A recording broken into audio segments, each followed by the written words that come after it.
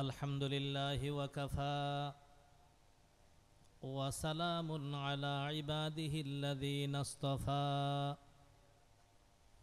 أما بعد فأعوذ بالله من الشيطان الرجيم بسم الله الرحمن الرحيم صبغة الله ومن أحسن من الله صبغة وقال النبي صلى الله عليه وسلم لا يؤمن أحدكم حتى يكون هواه تبعا لما جئت به أو كما قال عليه الصلاة والسلام আলহামদুলিল্লাহ আল্লাহ পাক রব্বুল আলামিনের অশেষ অফুরন্ত মেহেরবানি। আজকের এই সম্মেলন ঐতিহ্যবাহী একটি সম্মেলন, নবজাগরণের উদ্যোগে আয়োজিত, সংগঠন প্রসিদ্ধ এবং পুরাতন, আয়োজনও আগে থেকে চলে আসতেছে। বহু উলামা হযরত তশরিফ আনবেন, ইনশাআল্লাহ বিভিন্ন বিষয়ে আলোচনা করবেন। সময় সংক্ষিপ্ত। আরবি হিসাবে এখন শাওয়াল মাস চলতেছে। শাওয়াল, জিলকাদা, জিলহজ্জা এই 3 মাসকে বলা হয় হজের মাস। নবীজি সাল্লাল্লাহু আলাইহি ওয়াসাল্লামের ইরশাদ ফরমান, আশহুর হজ শাওয়ালুন ওয়াজুল কাদাতি ওয়াজুল হিজ্জা। তা আরবি হিসাবে গুরুত্বপূর্ণ মাস চলতেছে। আবার বাংলা হিসাবে বাংলা নববর্ষ, নতুন বৎসর শুরু হয়েছে।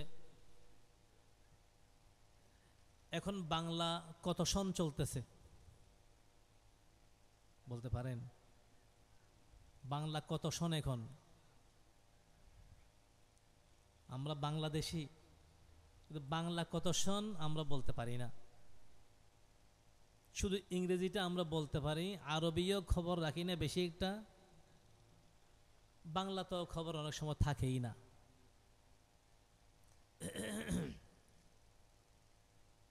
বাংলা আজকে কয় তারিখ? বৈশাখ মাস তো। আজকে বৈশাখ মাসের 6 তারিখ, 1432 বাংলা। 31 শেষ, 32 শুরু হয়েছে। বাংলা তারিখও স্মরণ রাখা উচিত বাংলাদেশি হিসাবে। আরবি তারিখ স্মরণ রাখা উচিত মুসলমান হিসাবে।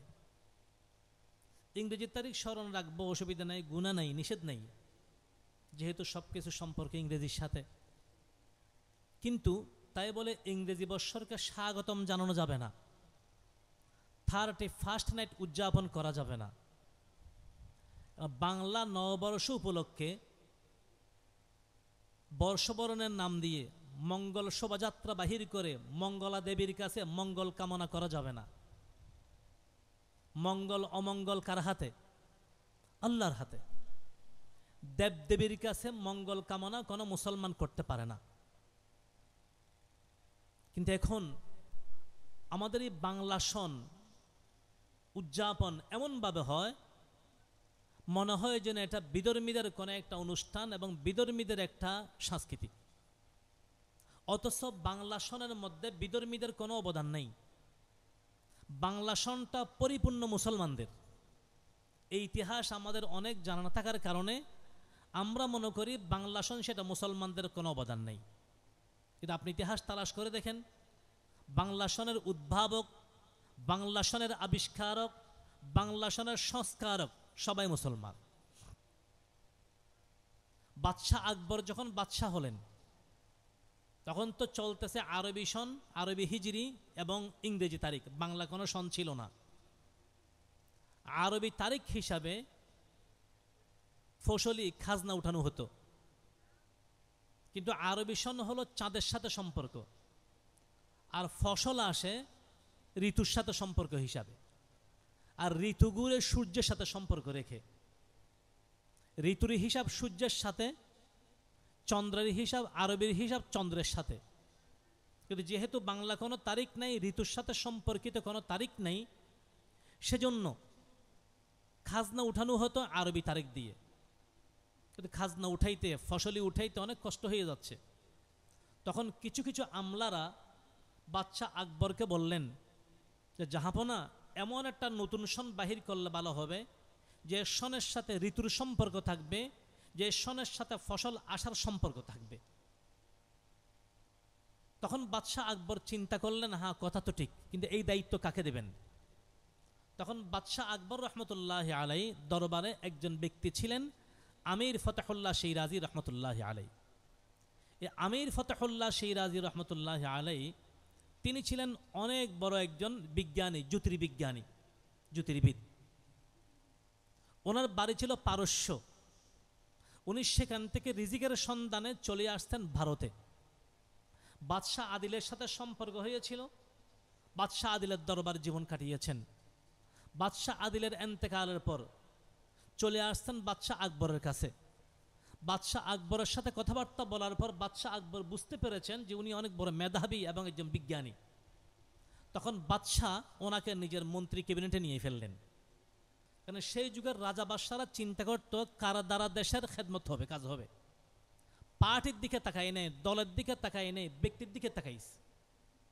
এখন আমরা করি কি, অনেক সময় আমরা যেই দল আসে, অন্য দলেরগুলি মেধাবী হলেও তাদেরকে বাদ দিয়ে নিজের দলেরটা অযোগ্য হলেও তাকে ওই পদে বসিয়ে দেওয়া হয়। এটাই হলো দেশ ধ্বংস হওয়ার মূল কারণ। দেখতে হবে মাথার দিকে, ব্রেনের দিকে, যার মাথা ভালো, ব্রেন ভালো এবং যিনি যোগ্য ব্যক্তিকে যোগ্য পদে বসাইলে তিনি যেই হোক, যেই দলেরই হোক, তখন দেশ উন্নতি করতে পারবে। বাদশাহ আকবর রহমতুল্লাহ আলাই ওনাকে বসে রেখে দিলেন। মন্ত্রী আমলারা যখন এই কথাটা বললেন যে একটা আমাদেরকে নতুন সন বাহির করে দেন, বাদশাহ আকবর চিন্তা করলেন এই কাজটা করতে পারবে আমির ফতেহুল্লাহ শিরাজি। আমির ফতেহুল্লাহ শিরাজি রহমতুল্লাহ আলাইকে ডেকে বললেন যে আমির ফতেহুল্লাহ, তুমি আমাকে নতুন একটা সন বাহির করে দাও, যেটার সাথে ঋতুর সাথে সম্পর্ক থাকবে, যেটার সাথে খাজনা উঠানোর সম্পর্ক থাকবে। আমির ফতেহুল্লাহ শিরাজি বললেন যে জাহাপনা, আপনি দোয়া করেন, আমি পারবো ইনশাআল্লাহ। কাজ শুরু করেছেন। ইতিহাস লম্বা, আমি সংক্ষিপ্তে বলতেছি। আমির ফতেহুল্লাহ শিরাজি রহমতুল্লাহ আলাই প্রথমে আরবি তারিখকে সামনে রাখলেন। দেখলেন যে আরবি তারিখ হচ্ছে 354 দিনে, তার সাথে উনি 10 দিন বাড়াইলেন, 364 দিন করলেন। এবার হিসাব মিলিয়ে দেখলেন আরেক দিন লাগবে, 365 দিনে করলেন। কারণ একটা সময় একটা ঋতু থেকে গিয়ে আবার সেই ঋতুতে ঘুরে আসতে চন্দ্র হিসাবে লাগে 33 বছর, সূর্য হিসাবে লাগে 1 বছর। এই যেই তারিখটা যেই ঋতুতে যেখানে ছিল, ঠিক 1 বছর পরে আবার সেই ঋতুতে চলে আসতে পারে। সূর্য দিয়ে হিসাব করলে, কিন্তু চন্দ্র দিয়ে হিসাব করলে 33 বছর সময় লাগে। সেজন্য উনি 365 দিন করে নতুন সন বাহির করলেন। আর এই সনের নাম ছিল তখন আকবরী সন, বা কেউ কেউ বলতেন ফসলি সন। বাদশার দরবারে এসে বললেন যে এইভাবে বাহির করেছি। বাদশাহ খুশি হয়ে গেলেন। তখন তিনি বৈশাখ, চৈত্র, আষাঢ়, শ্রাবণ, ভাদ্র এই মাসগুলিকে করেছেন 31-এ। এরপর আশ্বিন, কার্তিক, অগ্রহায়ণ, পৌষ, মাঘ, ফাল্গুন, চৈত্র এগুলি করেছেন 30-এ। তখন দেখা যায় একদিন বেঁচে যায়, সেজন্য সেই একদিন আবার চৈত্র মাসে ঢুকিয়ে দিয়েছেন। প্রথম মাসও 31-এ, মধ্যের 6 মাস 30-এ, আবার শেষ মাস 31-এ। এগুলি করেছিলেন আমির ফতেহুল্লাহ শিরাজি রহমতুল্লাহ আলাই। বাদশার দরবারে দিলেন, বাদশাহ খুশি হলেন। এখন এই তারিখ অনুসারে, এই সন অনুসারে, যেহেতু ঋতুর সাথে সম্পর্ক, ফসল উঠতে সহজ হয়ে গেল। এই ফসলেই চলতে, এই সনটাই চলতেছিল। এটার নামেই পরবর্তীত হয়েছে বাংলা সন।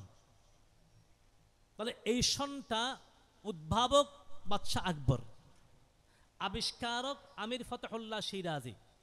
আবার পাকিস্তান আমলে 1966 ইংরেজিতে এই সনকে নতুনভাবে সংস্কার করার উদ্যোগ নিয়েছিলেন। এখন দায়িত্ব কাকে দেবেন?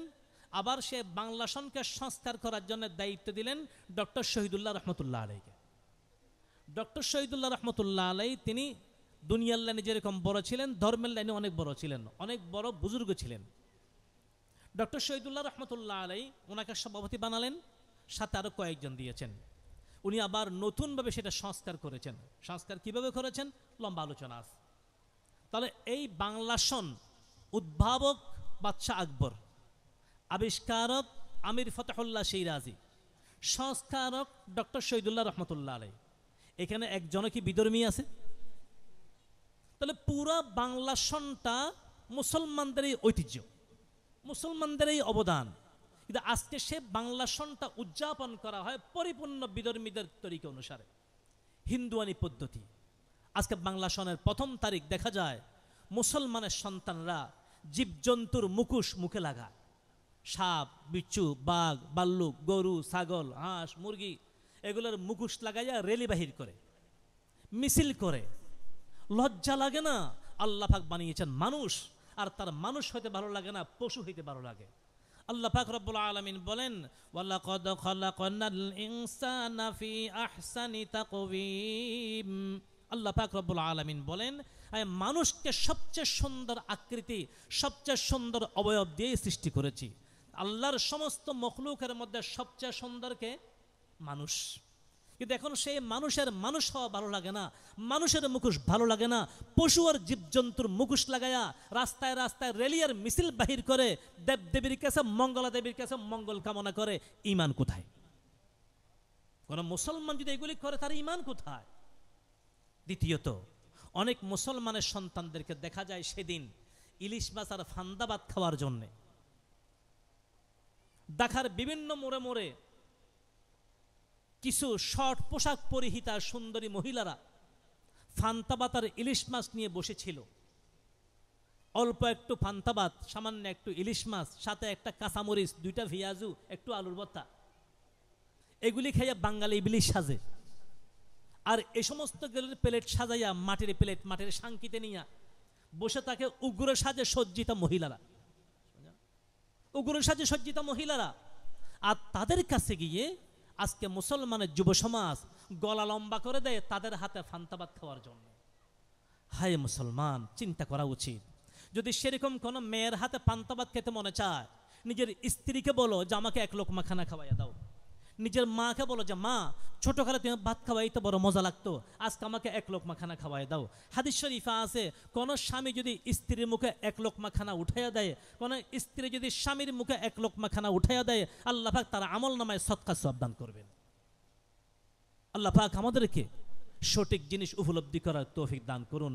আল্লাহ পাক এই মাহফিলকে কবুল করে নিন, এই মাহফিলকে আমাদের হেদায়েতের ওসিলা বানিয়ে দিন।